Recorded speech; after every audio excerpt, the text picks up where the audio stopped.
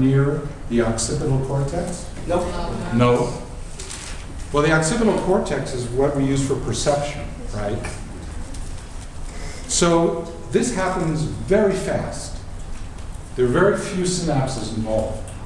Happens very fast. It happens before you even know what's there, okay? This pathway stops you from going any farther until you're sure it's safe. Okay?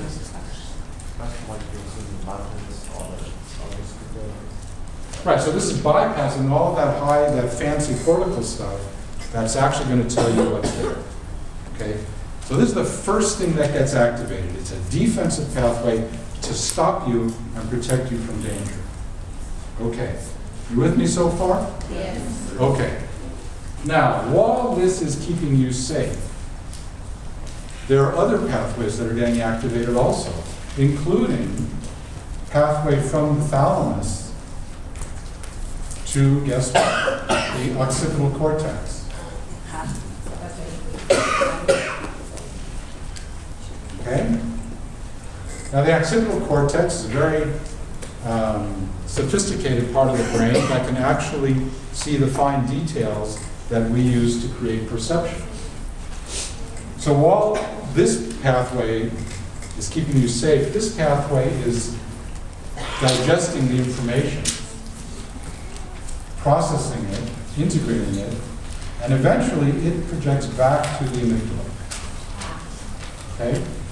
So what do you think the purpose of this second pathway is? To make sure we see what we see. To make sure we're seeing what we see. That's a good way to put it. So while this pathway is keeping us safe, this pathway is actually defining exactly what you saw. Okay? Now, how does that work? Well, it turns out that this fast defensive pathway, these neurons, these nerve cells, they're not very good at perceiving the details of what we see. These neurons in this pathway are very good at perceiving the details. So in other words, we have sacrificed resolution. We've sacrificed detail for speed in the defensive pathway. Here, we've sacrificed speed for details. Okay? So, this pathway keeps us safe. It stops us from moving ahead, gets us ready to run if we have to. Meanwhile, this pathway is really finding out what's going on. This pathway is able to see, is that really a rope or is it really a snake? Okay? So this is the high resolution, high def pathway. This is the fast but low def pathway. Okay? Now, any questions about that so far? So if your cortex looks and sees, oh, it's only a rope, then it talks to the amygdala and says, okay, you can shut down the defensive reaction, everything's cool, you can walk ahead. Okay? But if this pathway actually perceives that indeed it is a snake, it's actually going to reinforce the defensive pathway, and you're going to do what you need to do to stay safe. Okay? So we call this the low and the high road to the amygdala. The low road is very fast, it keeps you safe. The high road is slower, but it allows you to decide what's the best course of action. Okay. Any questions about that? Okay, now we're going to get back to synapses. Remember what I said to conclude what we were saying before about synapses, that the pathways that you practice, the pathways that get worked over and over again, those pathways get stronger, right? So you can imagine that if this pathway, the defense pathway, is always getting activated, what might happen? You might have. So if the defense pathway, the low pathway to the amygdala, if that's always getting activated, what might happen in terms of synapses in the circuit?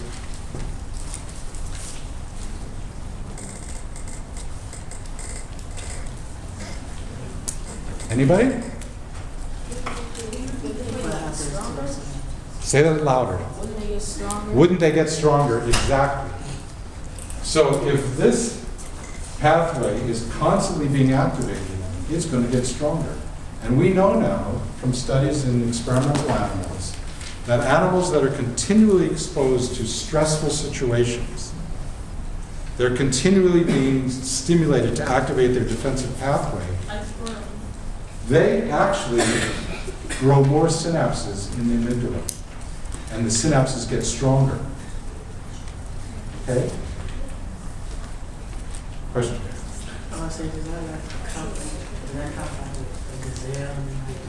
Say that louder.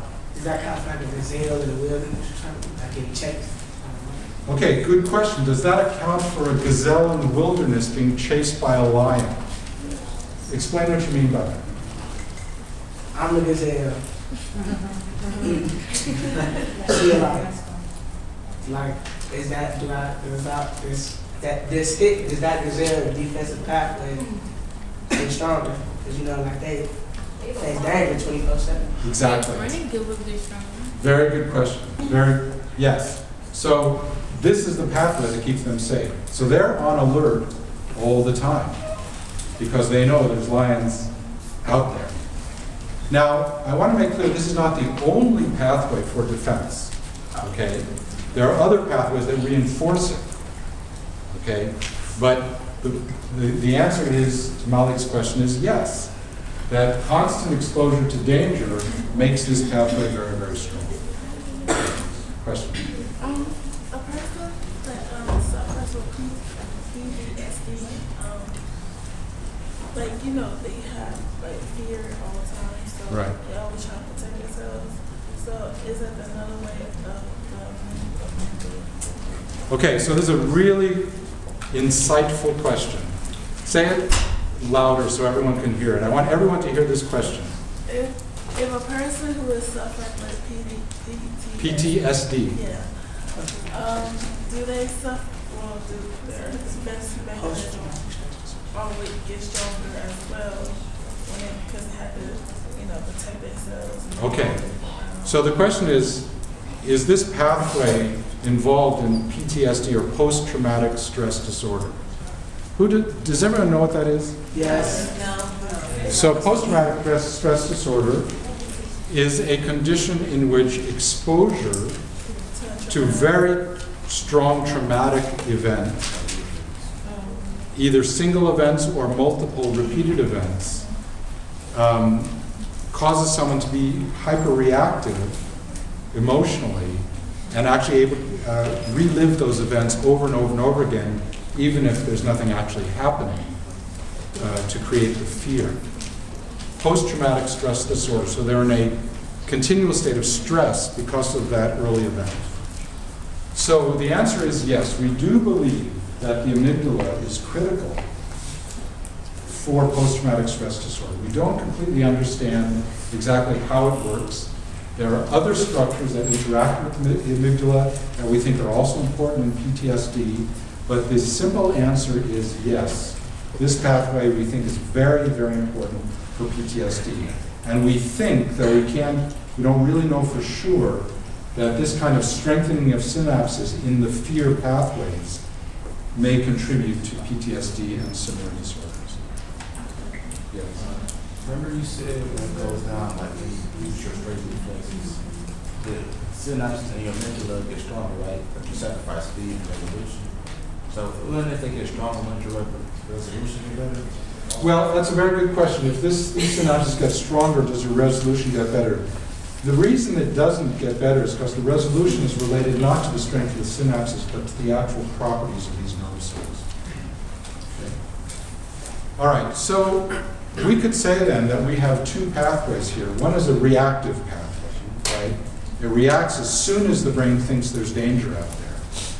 The second pathway we could call a reflective pathway, because it reflects on the information coming in and then makes a decision. Yes, this is dangerous, or no, it isn't. So I'm going to call this the reflective pathway.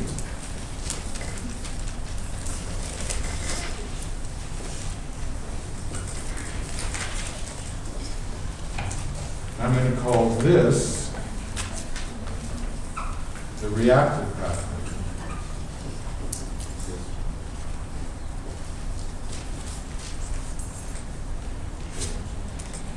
Yes.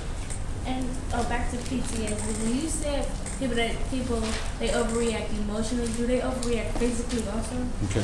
Now, I want to clarify. When I mean overreact, I don't mean they're hysterical people. What I mean is that they will relive the traumatic event, right, as if it was still happening. And yes, they will have, it's an excellent question.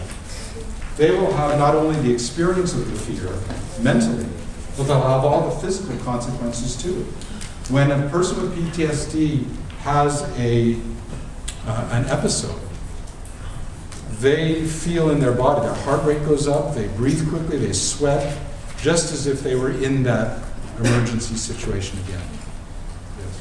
As going to her question, the body reacts. Sometimes the body reacts into like if you pause, because like your heart might be racing, but then at the same time of the event, your body go into shock mode. You freeze. Yeah. Right. Right. So that's all part of this defensive pathway. Because if you look at an animal that is suddenly scared, very often they'll freeze, right? And then they'll run away. Okay? This causes them to stop and freeze first. The same thing happens to us. Okay. So let's take this back now. I guess we need to be wrapping up, right?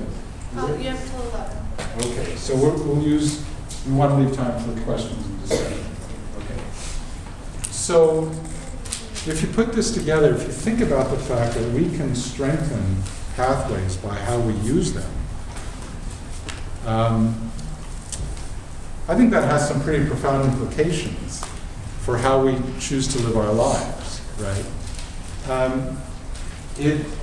What this tells us is that if we are constantly in a mode of defense, of stress, then we're going to reinforce those pathways.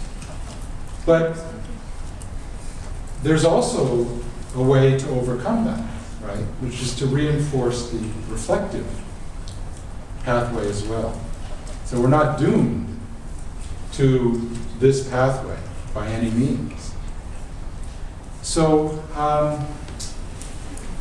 can you think of situations, either in your own lives or people you know, getting back to one of the first questions I asked you, can you think of situations where your inner state influences how you perceive the world and how you act in the world? Can you think of examples? How your inner state affects how you see the world.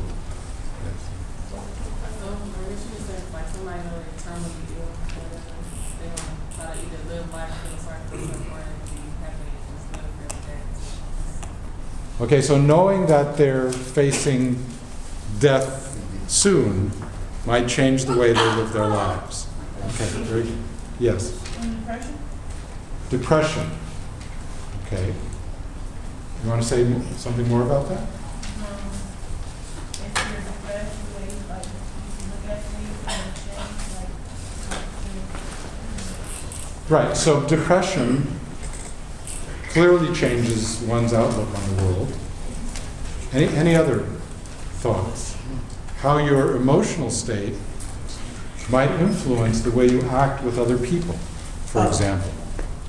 Yes. I mean, like if you around negativity, you become negative more. And certain things, you do certain things. Have you seen that? Have you experienced that? Okay. Someone else, another.